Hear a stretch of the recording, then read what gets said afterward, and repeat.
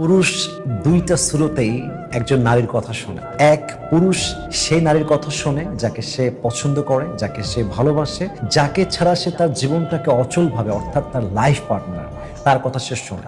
আর আরেক স্রোত হচ্ছে পুরুষ সেই নারীর কথা শোনে যার সঙ্গে তার কোনো একটা স্বার্থ থাকে, যাকে দিয়ে সে তার কোনো একটা কাজ উদ্ধার করতে চায়, যাকে দিয়ে সে তার কোনো একটা মতলব পূরণ করতে চায়। এই দুইটা স্রোত ছাড়া আমি পুরুষ হয়ে বলছি, পুরুষ কোনো নারীর কথা দুই পয়সা গ্রাহ্য করে না। এই জন্য কোনো পুরুষ যদি আপনার কথা শোনে, বুঝবেন যে হয় যে কোনো দুইটা কারণ এখানে আছে। হয় সে আপনার কাছে তার স্বার্থ পূরণ করতে চায়, অথবা সে আপনাকে একজন লাইফ পার্টনার হিসেবে সবচেয়ে বেশি ভালোবাসে। এই জন্য নিজেকে নিজের জায়গা থেকে ভেবে নিন যে আপনি আসলে কোন লেভেলে আছেন। যদি প্রথম লেভেলে থাকেন, অর্থাৎ আপনার পুরুষের সবচেয়ে কাছের, পছন্দের, ভালোবাসার নারী আপনি, কিপ ইট কন্টিনিউ, নিজের সম্মান মর্যাদা ধরে রাখেন। আর যদি আপনি সেকেন্ড ক্যাটাগরিতে আসেন, অর্থাৎ